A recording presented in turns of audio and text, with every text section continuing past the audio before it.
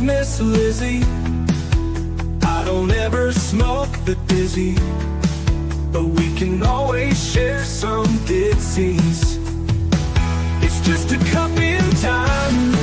This song doesn't have to rhyme. Life's all of us, not every moment we can be feeling fine.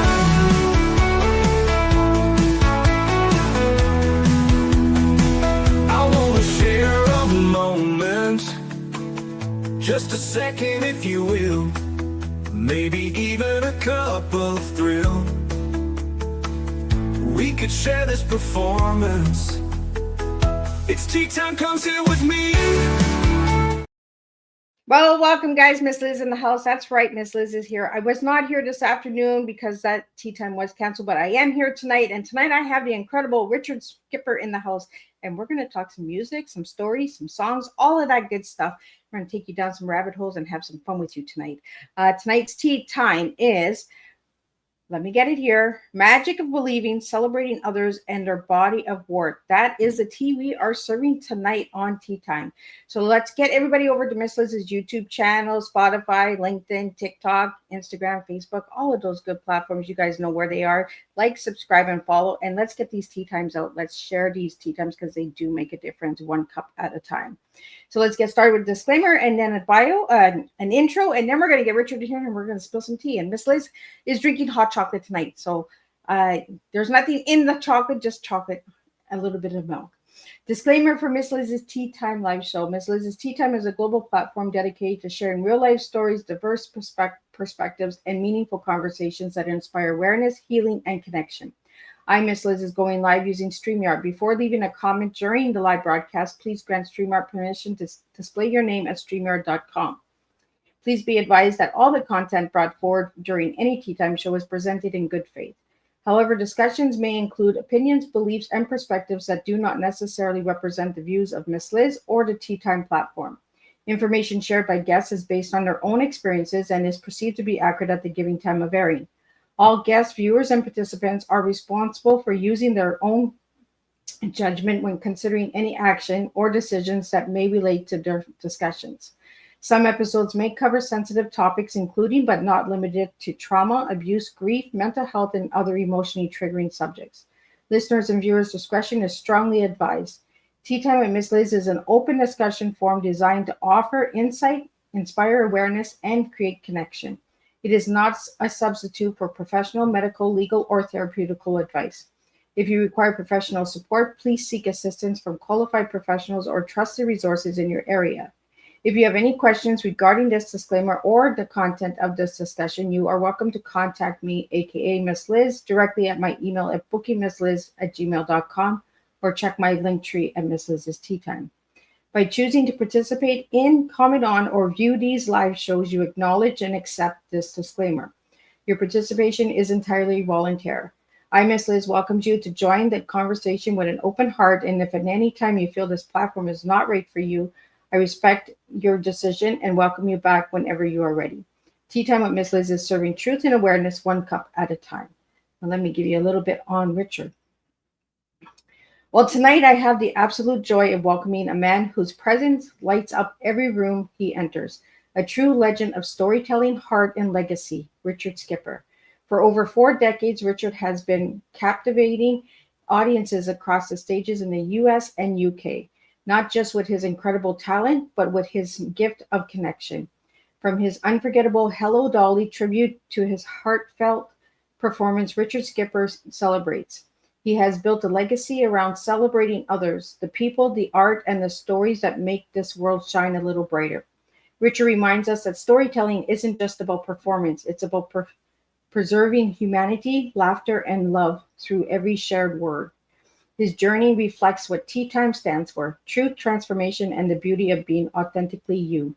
So pour your cup, open your hearts, and join me as I welcome the one and only Richard Skipper, an entertainer, a legacy keeper, and a man whose story reminds us that connection is true from all art forms. Let's get Richard in here and let's spill some real tea together, Miss Liz style. Hello, Miss Liz, and I raise a cup to you. Well, I raise my hot chocolate tea. I am so honored to have you here, Richard. It is a pleasure to have you here Thank you. and to get you to share your story and your legacy. Well, I'm honored to be here. Thank you for the opportunity. So, Richard, let's start with who was Richard as a little guy and who's Richard now? I love that question because, I interview myself and I always ask my guests when they can to bring a photograph of them at 5 years old. Oh, Because to me, the 5-year-old self is the purest self. That's life before that's before school teachers and fellow students and peers begin to tell us who we are or who we are not. I grew up in a small town in South Carolina, just outside of Myrtle Beach. Conway is my hometown. I grew up on a tobacco farm. I'm the oldest of 4 kids, and I am a product of 1960s and 70s television. That was when we had 3 networks, and those 3 networks vied for the largest demographic that they could possibly get. And therefore, I would see artists from my own generation, my parents' generation, and my grandparents' generation. And that was the world that I wanted to be a part of. If I could have jumped into the TV set and been on those variety shows and those television specials, that's exactly where I would have been. I was precocious. From the moment that I knew what show business was, I wanted to be a part of it. I was doing shows on my front porch at my house. We lived right next door to a cemetery, believe it or not. There was a cemetery that separated our property from the church property. And I used to perform on the front steps of our house to the tombstones because they weren't going anywhere. they're really quiet neighbors, are they not? They are quiet neighbors. And so that, I guess, in a nutshell, tells you who I was as a 5-year-old and as a small child. And I am right on the precipice of turning 65 in February. And so I'm still that same kid. When you mentioned the cemetery, that's what I have in my backyard is a cemetery. So when people come and sit outside with me in the back, they're like, "Ooh," I was like, "Yeah, they don't talk much. They're pretty quiet." If you ask them what they're doing, they'll say nothing. Right? Yes, The best neighbors around. They're gonna, absolutely. but there's so much stories in a cemetery as well. There is. And I'll tell you a funny story. When I was, I guess I was 17 years old and I was doing a show with our local theater company. And my parents, they worked at the Grand Strand Amusement Park in Myrtle Beach. And because I was doing the show, they let me stay at home by myself. So it was the first time at 17, we lived out in the middle of nowhere, that I was home alone and I was watching the movie The Tingler. Have you ever seen it? No. It's an old Vincent Price movie, and it's a very, well, at the time, I mean, when I look at it now, I go, what was I afraid of? But at 17, being alone in my house, I'm sitting in my house, and all of a sudden, I see this light go through the cemetery.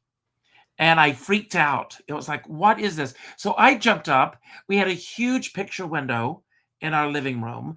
And I got up and I ran through the house and I turned out all the lights. And I crouched down in my living room and I'm looking out the window. And every few moments, I would see the light go through the cemetery. And it was just a light bouncing off of the tombstones. And I finally realized that every time a car passed by, it was the reflection of the lights hitting the tombstones. But when you're 17 years old and you're alone in a big house, all of a sudden your mind goes crazy. And so I had every scenario known to man going right past me. Wow.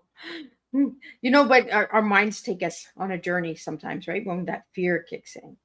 Absolutely. Yeah. So, Richard, how old were you when you started theater?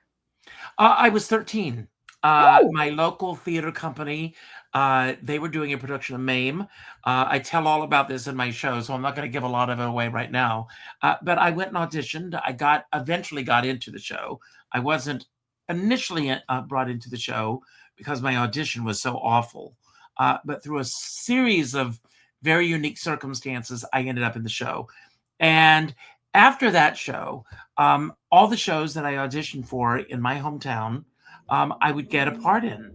And and I made it my mind when I was 13. You mentioned the book, The Magic of Believing. And when I was 13 years old, true story, August 5th, 1974. And you're going to say, how does he know that date? But August 5th, 1974, I'm reading the book, The Magic of Believing. And the author, Claude Bristol, says, set your mind on a goal like a homing pigeon and go after it with dogged determination. And so I closed the book and I went in and I announced to my parents that 5 years from that day, I was going to go to New York. Wow. And they laughed at me. And I understand them laughing at me because me saying that I was going to go to New York was about as easy as me going to the moon. It was just something that was completely out of the realm of possibility as far as my family was concerned. But I swear to you, 5 years to the day, I arrived in New York City at the age of 18. And how was that for you, Richard?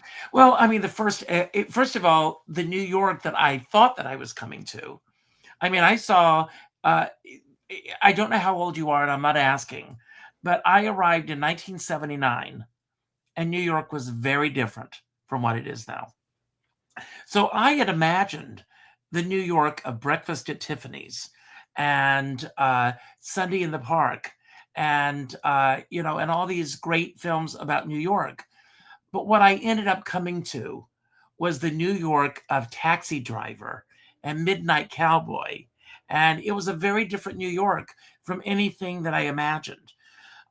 But those first few months, first few years were pretty scary because I'm on my own.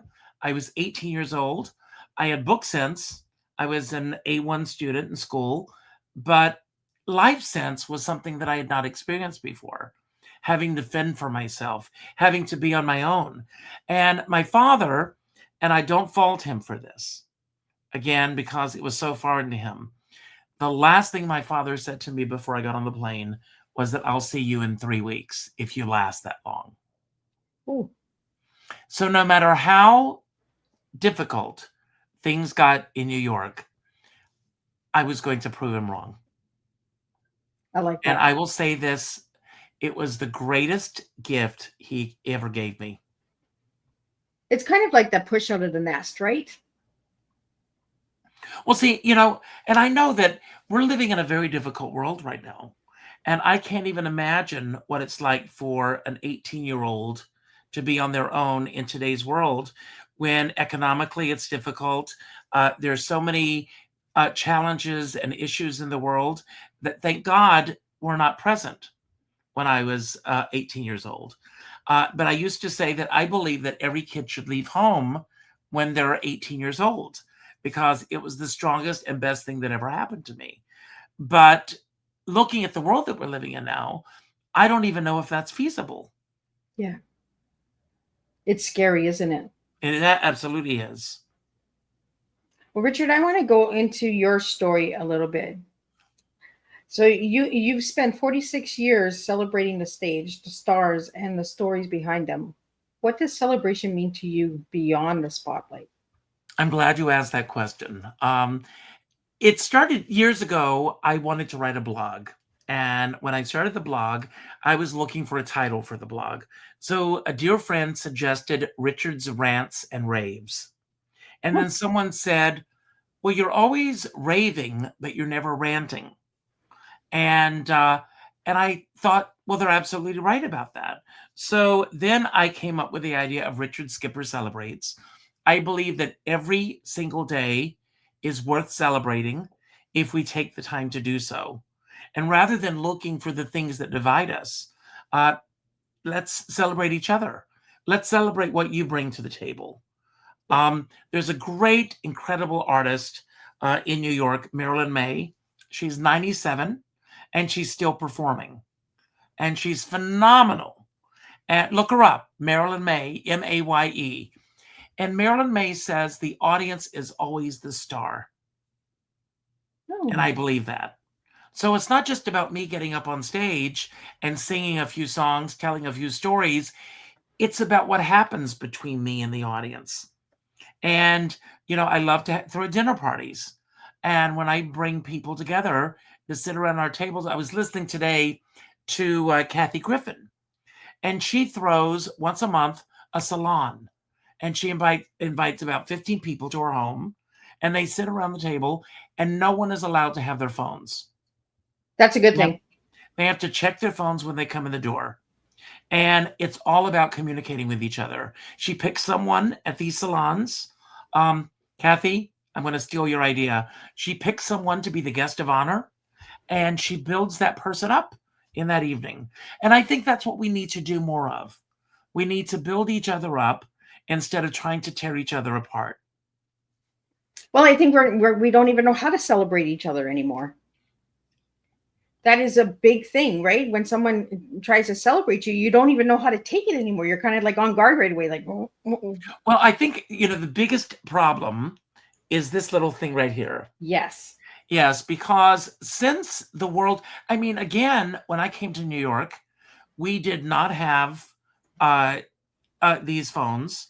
I worked for an answering service, one of my survival jobs when I first came to New York. And you had to call the answering service to get your messages. Actors and actresses were always using that. We didn't have call waiting. If you called someone and they were on the phone, you got a busy signal. Yep. If they were not home, it would ring and ring and ring until you called back. And this thing has created so many issues because, number one, everyone now wants instant gratification. People, I don't know about, I turn my phones off. I do too. This phone is off right now. I turn it off at night. If anyone needs to reach me, they can reach me. They'll reach me the next morning. And people will go, oh my God, well, what if somebody passes away or something? Well, 18 years of my life, and longer actually, we didn't have that instant gratification.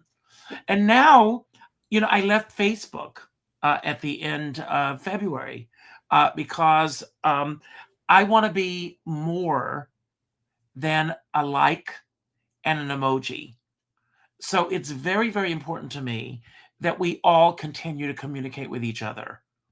And I pick a number each day. Like today was a 3-day. And I encourage everyone who watches my show, I encourage everyone to do this, and I encourage you to do the same thing. Go to the third name that pops up in your emails and reach out with a phone call. Not an email message, not a text message, not a private inbox message, a phone call, and have a conversation for that person. I love this, Richard, because I started doing that. It was, why am I on that phone all the time, right? So I started turning it off at nighttime, and my kids were like, Mom, but if something, I'm like, well, the doorbell's there. Come ring the doorbell. Come and get me. Wake me up. Like back in the day, that's what the grandma and grandpa used to do. Like, Exactly. But how many kids do you have? I have 4 of my own, 3 living and 1 passed, and then Sorry. I have 3 stepkids. Yeah. So And are they all living with you? No. I have grandbabies now. My kids are all old, so. Oh, you're too young to have grandbabies. I'm 51, so. Oh, you're a baby. Yeah, no, my son lived with me a couple of years ago, and then he moved out on his own. But I just started turning off stuff, and everyone was like, well, you're turning that off. You're not online as much. You're not doing this as much. And I'm just like, I want to be connected to people. I want to have that connection. Having these conversations, even through StreamYard, I would prefer them in person, We all would, of course.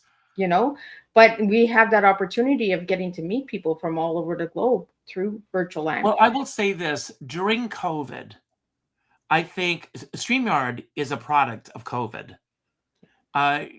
This was created so that we could do these podcasts. I don't know about you, but when I started doing my podcast, it was a result of COVID, because it was like, what's going to get me through this? So I started doing the podcast.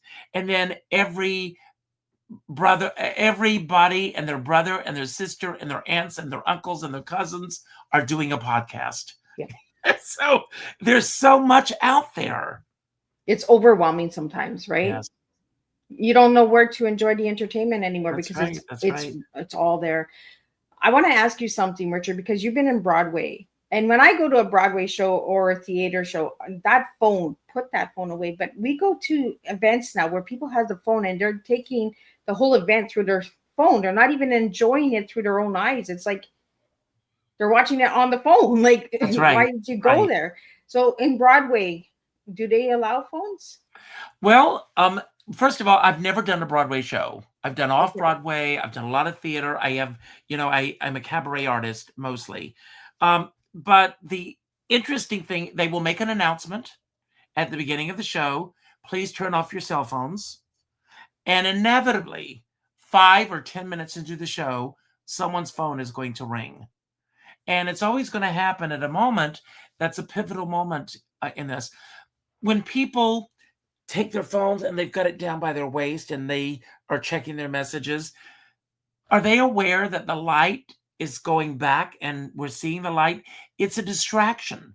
Yeah. But I think, again, with social media, with the phones, with everything getting shorter. I mean, even sitcoms are shorter now than they were 25 years ago.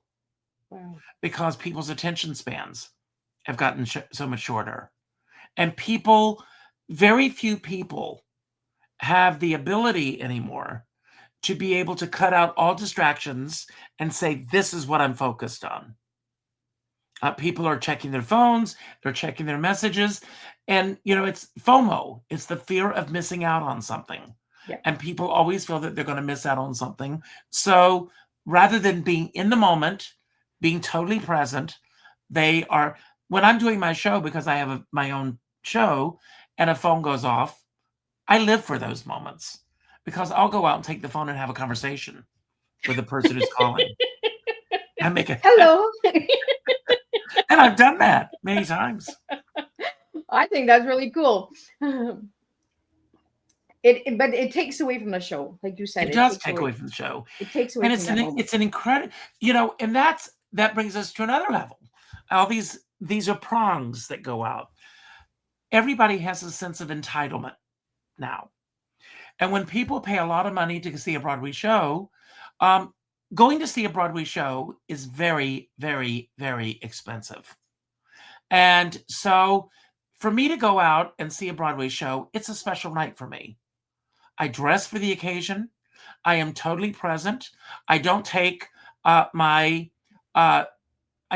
phone into the theater if possible. And I find that so many people are just distracted by everything. And it's an entitlement thing for people that, well, some people think, well, I spent a lot of money.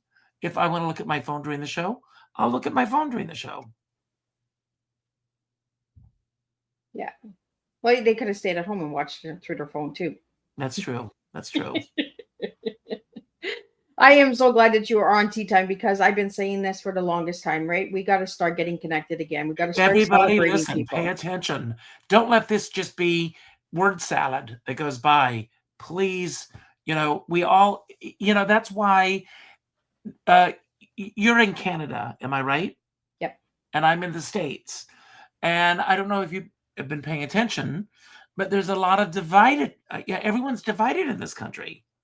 Yeah. And it's because people don't have empathy for one another anymore.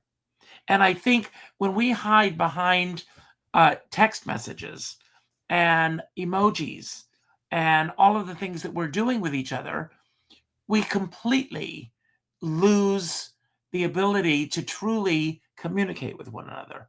And I think that's very, very important. I think there's a lot of misunderstanding through texting too, right? Because everyone's like, Miss Liz, you sound so angry all the time. I'm not angry. Like, I'm not mad. I'm very straightforward and I tell you what I need and let's get it done. Like, well, the problem with an intent with an email or a text message is that you cannot show intent.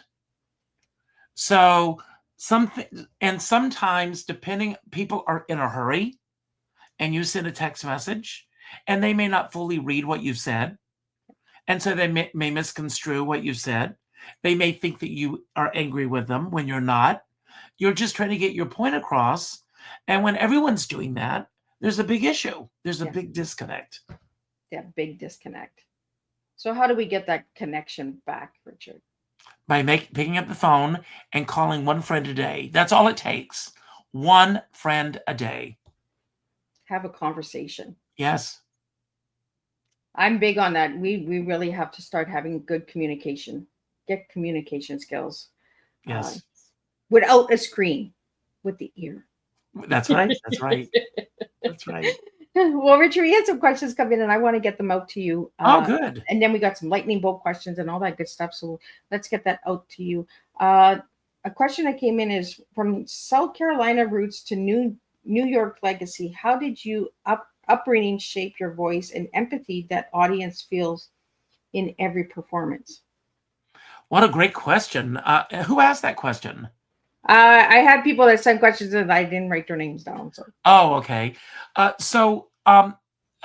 I said earlier, I grew up in a household that, my parents did not, they were as far from show business as you could possibly get. It was something they didn't relate to. Um, I believe that most people that go into the arts, most artists, most singers, most actors, we go in because we want to truly express ourselves. And sometimes we don't even express ourselves through being our authentic selves, but hiding behind a mask, becoming a character and expressing. But, Diane Ladd, who just passed away, I was watching an interview with her, and she said that when as an actress, she said, I'm playing you. I am playing you. I am playing you. I am expressing humanity through the characters that I'm playing, through the words that I've been given to say, as a singer, through the lyrics that we've been given. Some singers sing their own lyrics. Some singers are singing the lyrics of other people. But if a singer gets up and they sing a song, and that song is going through the filter of Richard Skipper or Miss Liz, those lyrics have to resonate with our history in order to touch an audience. And if we don't bring those elements to that, then the audience is not going to feel the emotion that we are setting out to present to them. I don't know if that answers the question, but that pretty much is, everything that's happened in my life, every positive thing, every negative thing, everything that I perceived as being negative when it really wasn't, all shape who I am. When I walk out on stage on any given night, I am bringing my entire history with me.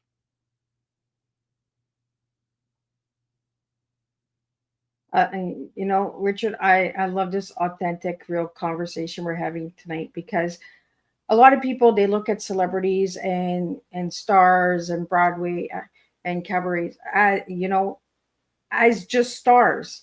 They don't realize that you guys are human beings as well. Absolutely. You have a story as well. You have your pain as well, and a lot of people forget that. And that's where the paparazzi comes in and they start taking pictures and they don't respect the privacy. Mm-hmm. During heavy moments and hard moments in your lives as well. How do you deal with that, Richard? How do I deal with the people not looking at you like a human being? Because Okay, I'm going to say something, and I hope that you take this the way it's meant. Yes. I read an article recently, and the article said, who cares? Who cares? I mean, the fact of the matter is, going back to your very first question for me tonight about who I was as a child. Once we begin to build an autonomy with who we are, as soon as we begin to identify as a human being. No sooner does that happen than society and the world begins to take that away from us. Think about when you started school. Everybody in the classroom should be operating pretty much at the same pace. You're learning together, you're learning at the same pace, and you're doing this. And that happens for the first 12 years of your life. And then when you leave school and you go into either college or into the workforce, unless you're incredibly lucky, there are very few people in the scheme of things who absolutely are able to navigate through life without caring or concerning what other people are doing and saying about them. Um, right now, I don't know where you live, except that I know that there's a cemetery behind your house. And I'm going to throw caution to the wind and believe that those that are in the cemetery don't care that you and I are having this conversation right now. Mm-hmm. And I don't know if you live in the country, if you live in the city, but I live in a very rural area. There's a house to my right. It's right behind me now. I know the woman who lives in the house. I've known her since I've lived here. She's not thinking right now about what I'm doing. The people next door are not thinking about what I'm doing. Across the street, they're not thinking about what I'm doing. And quite frankly, until I sit down to think about it, I'm not really thinking about what they're doing. But there's something in our nature that wants us all to look through a keyhole at how other people live their lives. And I believe, again, everyone who is trying to impose their belief system or the way that they want to live their lives on other people are people who don't have the opportunity to live their fully authentic selves. If you're living your authentic self, you don't have time to think about all these other things. So, and I always say to all of my friends in this business, put your blinders on and stay in your lane. Because if you're not focused on what you need to do to succeed, someone else is. Yep. And they're going to get it. Thank you for that, Richard. And I like that answer. Who cares? Right? Who cares? Who cares? What we're doing or how we're living or what we've accomplished. Who cares? I'm sure that when you get up, this podcast, for example, you have a reason why you're doing this podcast. The people that you asked to be on the show or the people who asked to be on your show, we are here because of you. It's what you bring to the table. And if that was not the case, this would not be happening. And also the people that are watching right now, whether they're watching it live or whether they watch it later, they're watching because of what either you or I are bringing to the table. And they may watch this show because they know me. And then they may hopefully watch other shows with your other guest because of this moment. Yeah. And that's all we have. I believe it's a ripple effect, right? Who comes to the table brings another person to the table to another person. It's like putting a rock in the water, how it bounces, right? That's right. Ripple effect. That's what one of my favorite movies is It's a Wonderful Life. Oh, that's. And I think about what is our life like if we're not here? Yeah. Every single person we encounter all day long. If you're walking around again like this, you're not paying attention to what's going on around you. You're not making eye contact with people. Again, when I came to New York a long time ago, you were just a baby. But if you wanted to meet people, you went out. You went to restaurants, you went to shows, you went to bars. That's how people interacted with one another. And I just read that there's a new bar that's opening in Washington, D.C., and phones are not allowed. That's a good thing. There's a lot of places that are people put your phones as soon as you walk in, drop it. I know when I go to the restaurant with my kids, I'm like, put that phone away. I want to have time with you. I want to have a conversation with you, not with the phone, and not through a text message across the table when you're in the same room with me. Let's talk. I have a friend, and when he goes out to a restaurant, he makes everyone put their phones on the table. And the first phone that goes off, they have to pay for the meal for everybody. I should do that with my kids. Yes. Yes. My kids are always like, Mom, you want to go out? I'm like, okay, my wallet's coming. Oh, well, Richard, we have some more questions that came in, and I want to get those out to you. And I really want to thank you for sitting at my table and having No, this I'm raw loving talk this. with Thank me. you. A question that came in is everything you've always wanted to know about Richard Skipper turns memoir into live conversation. What made you decide to drop the script and invite the audience into an unscripted truth? Well, I've been very, very fortunate that I have worked with so many people in this business. And I've got great stories to tell. And at parties and just in social situations, people would say, you've got all these stories to tell. Why don't you put it into a show? And I thought, what stories do I choose to tell? One of the things that I say at the beginning of my show is that each and every one of us presents our own director's cut to the world. In other words, it's the version of ourselves that we hope that the rest of the world will see in us. So, with all these stories that I have to tell, I thought rather than telling the same stories over and over and over again, one of the things that I do, and I'll show you this, if you can see this, we have these question cards that we pass out to the audience. And I don't see any of the cards before the show. The cards are collected and the cards are face down. And I just pull up cards and like this, I just pulled one of the cards. What was the most embarrassing moment on stage or a wardrobe fail? And I've got lots of stories that are just running through my head right now that I can tell. So I never know what direction the show's going to take me in. I do know what the songs are going to be. Okay. And I have a real good knack for taking whatever stories I'm telling and finding my way to the next song. And that's how I tie the show together.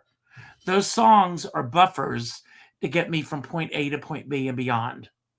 But what those stories are going to be between each of those songs is different.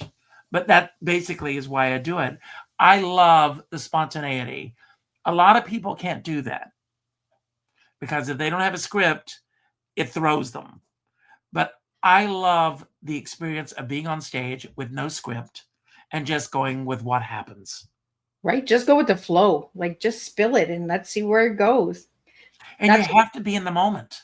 And Right? I'm a very in the moment entertainer when I'm on stage. If I see someone in the audience that, I may ask them if they're a singer to come up and do a song with me. You never know. Every show is different with me.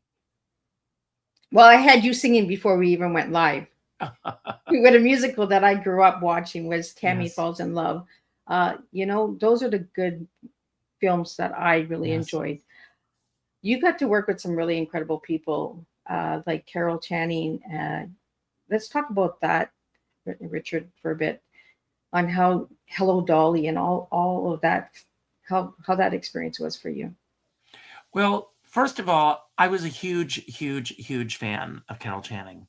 And if anyone had ever told me that we would become friends and that we would, I used to stay at her home in Palm Springs.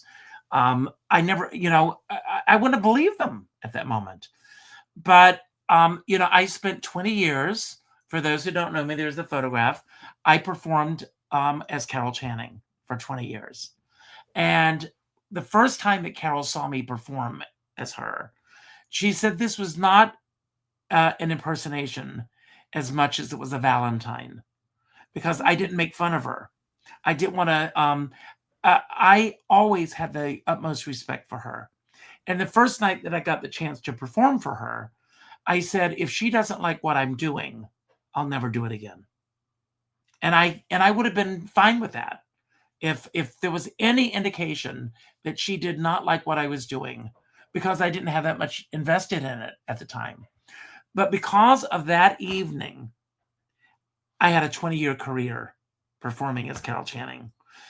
When she stopped performing, when her husband died, and as I got to know her better, the desire to perform as her became less and less because I never felt that I could live up to the actual person.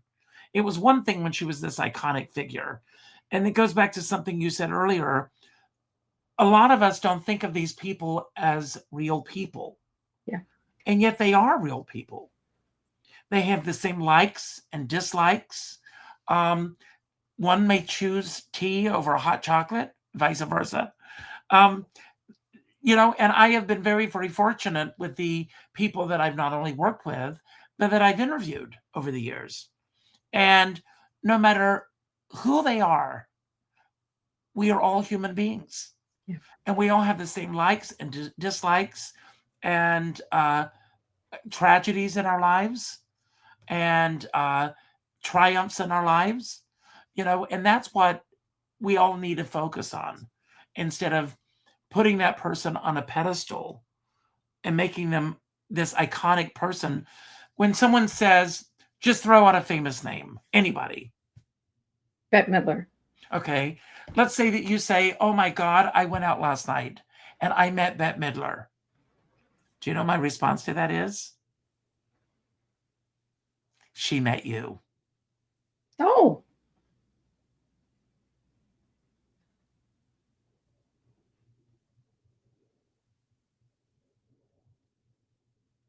I got that.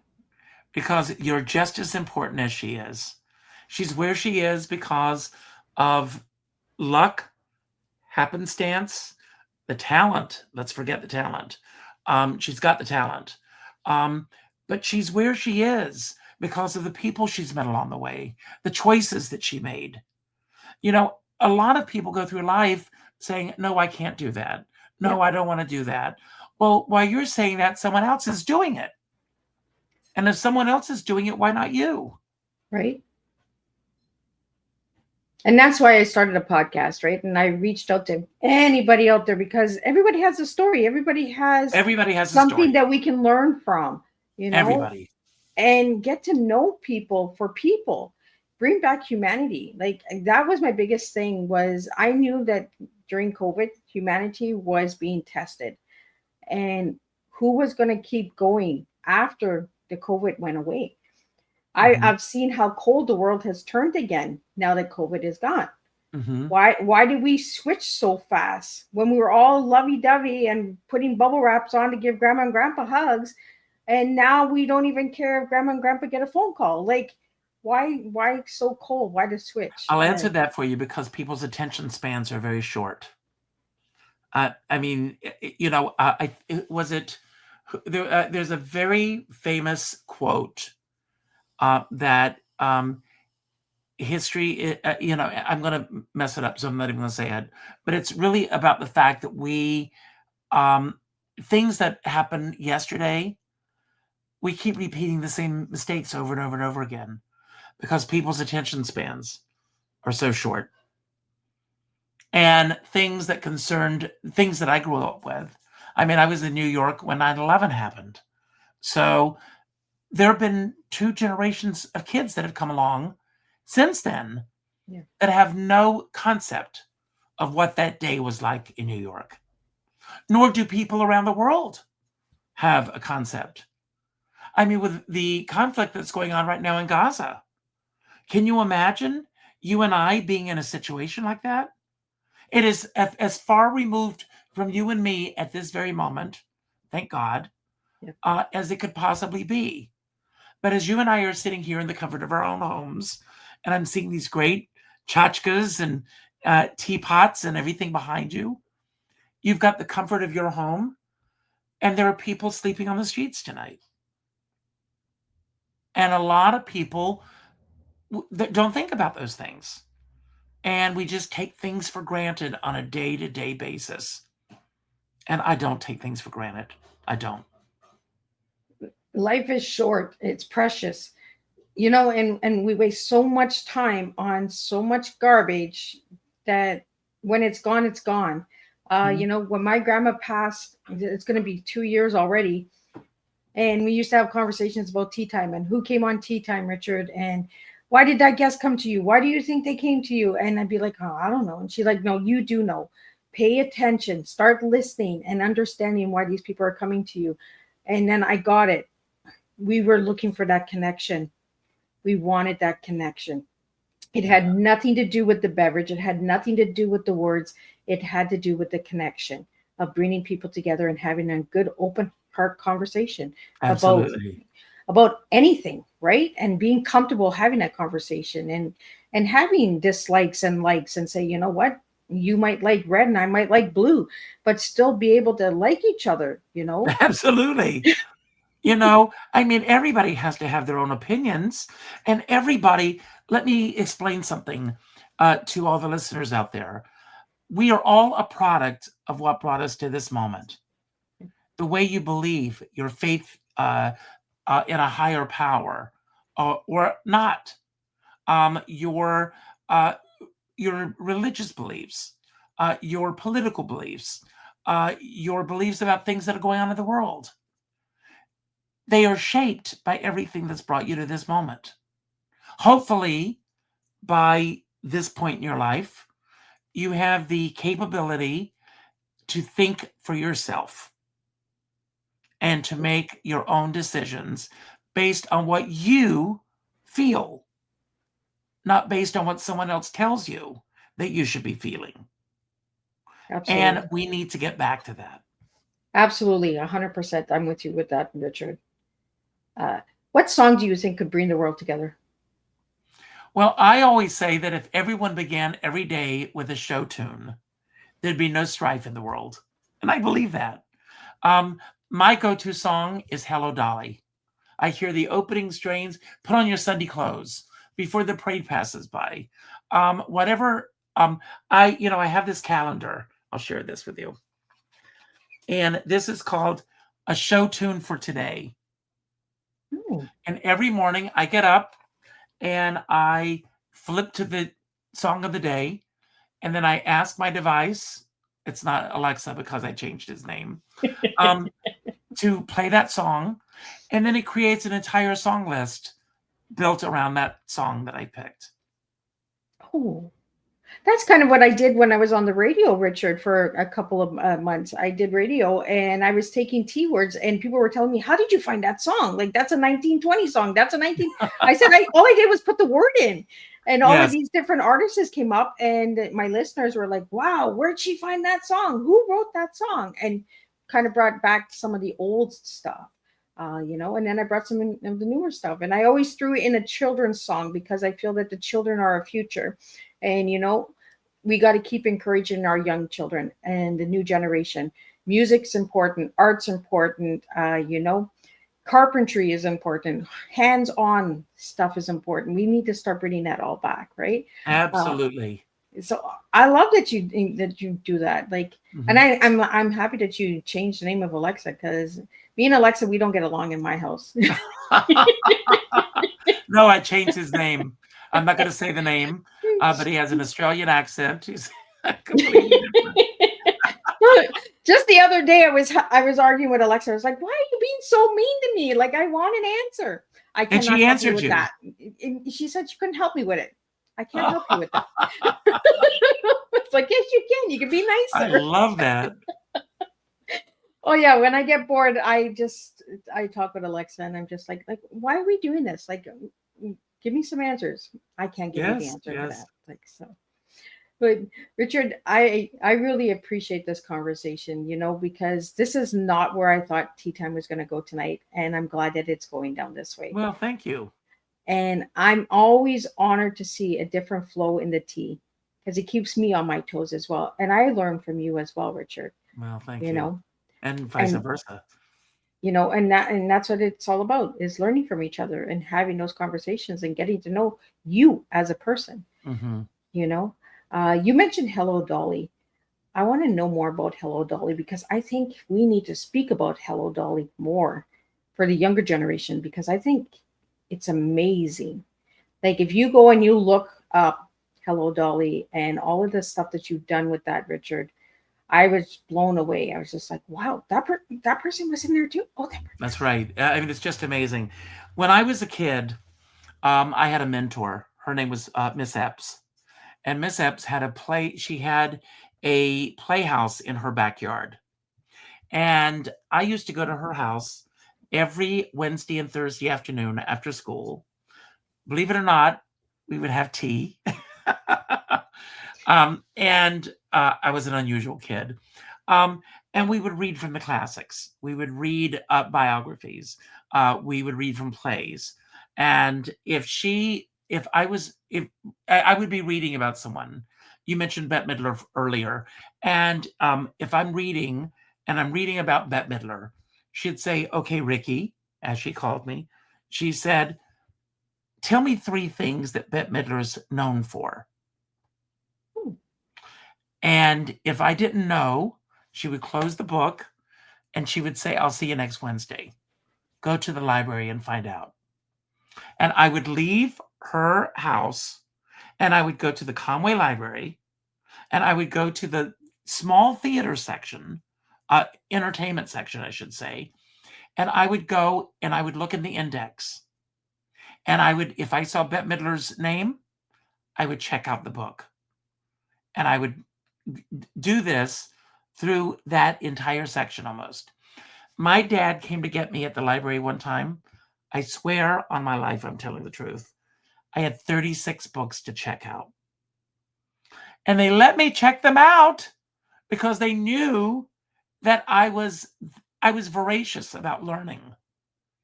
But Miss Epps instilled in me that our history shapes who we are.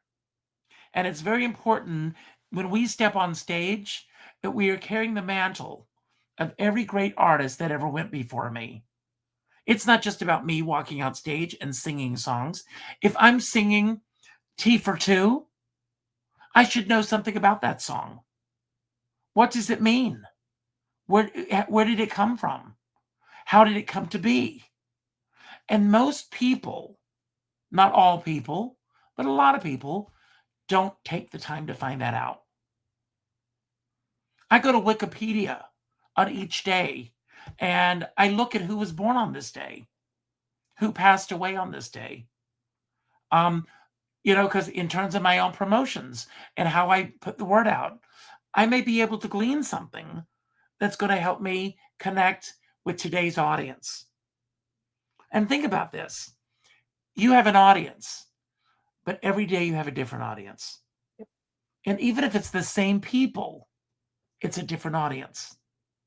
And they're different because of what they're all experiencing in their own lives. You may have somebody, one of the things that I like to do before I walk on stage is I think about the day that the people had before they got there. Were they stuck in traffic? Have they eaten? Are they eating while the show's going on? Because in some places I perform where they serve food. Are they going to go out to eat afterwards? What is the arc of all of these people coming together in a darkened room and saying, we're going to celebrate this moment together? You and I are celebrating this moment together. And you could have me on this show every single night for the next 5 years. And every night would be different. Absolutely. Because of the energy of what's going on in the world. Absolutely. And that's what I love about Tea Time, is because you just never know who's listening and who's coming back and what are they getting from this conversation that they didn't get from yesterday's conversation. Everything is a ripple for me. It's like the water, Well, I'm in a business that is driven by numbers.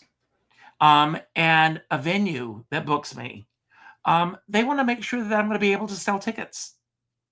And I knock on wood when I say this, hopefully I'll sell out. But if I don't sell out, I'm not looking at the empty seats. I'm looking at the people that have taken the time to be there for me. Absolutely. And you never know what they're going through. And so, my job, my mission is to go out and entertain these people and take them away for an hour. Richard, you have an event coming up in November. Yes. Let's talk about that event so that we can get that out there. Well, I'm going to be at the Laurie Beachman Theater on November 21st at 7 p.m. This is the second time that I've done this particular show there, the third time, but this is my second encore. And again, as we discussed earlier, the entire evening is based on questions from the audience. If you're interested in going, if you're going to be in New York, go to my website, which is richardskipper.com. Thank you for having it on the screen. Go to richardskipper.com and click on the banner, and it'll take you right there, and you can order your tickets. I also am taking this show to Palm Springs in February, on February 11th, to celebrate my 65th birthday. So that's going to be quite a celebration too. You know, I hope this division stops between Canada and the United States so I can travel and I can get to see some of this. It is so scary to travel now that, you know, where we well, were. especially right now. I heard on the news just before we started that they are rolling back flights by at least 4% tomorrow. So it's a scary time to be traveling anywhere. Yeah, it is. Now, where in Canada are you? I'm in Cornwall, so I'm right in the middle of Montreal and Ottawa, so Oh, wow. an hour from each side. I'm like 10 minutes away from Messina to go to across the border. So, yeah, I think I'm like 3.5 hours from New York. So, Okay. I haven't been to the States since before COVID. Wow. I haven't been to Canada in a while, so we got to do something about that. Right? We got to bring you to Canada. Yes. Bring you Call to your favorite Cornwall. venue, anyone, and ask for me. I'll come anywhere. Oh, Richard, if you could be any color today, because you like all colors. When I asked you your favorite color, you said you love all colors. If you could be a color right now in this moment, what color would you be? Green. Oh, why? That's life. Red. That's life. I love all colors. It's hard to answer that question. Well, You know, you one gave of me the things that you I like gave me to one. do, sometimes I'll pick a color theme for a show. And when people buy their tickets, I'll tell them to wear a specific color. So I the like that. entire audience is that color. I like that. I like colors because colors tell us something, right? Yes. You know, it tells us our mood. It tells us the feel of the room.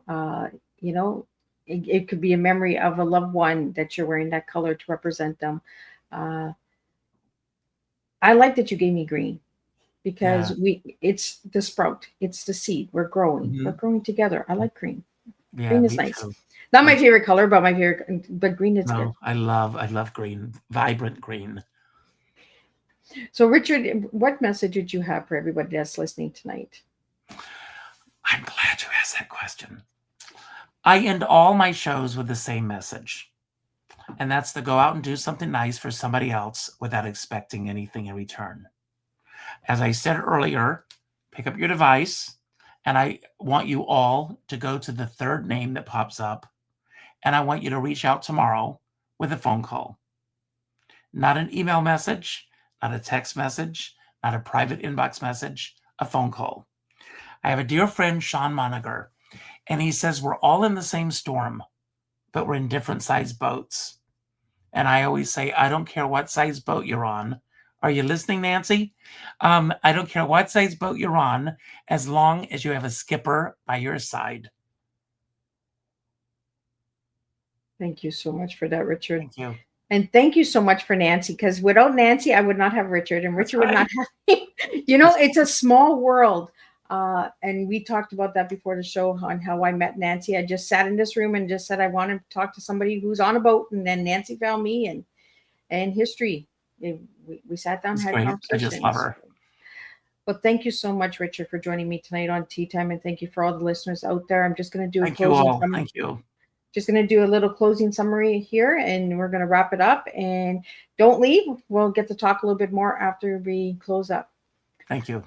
What a beautiful evening shared in the company of a man who truly lives his legacy. Tonight, Richard reminded us that storytelling is more than performance. It's a bridge between hearts, generations, and dreams. Through his joy, wisdom, and generosity, he shows us that legacy isn't something we leave behind. It's something we live each day.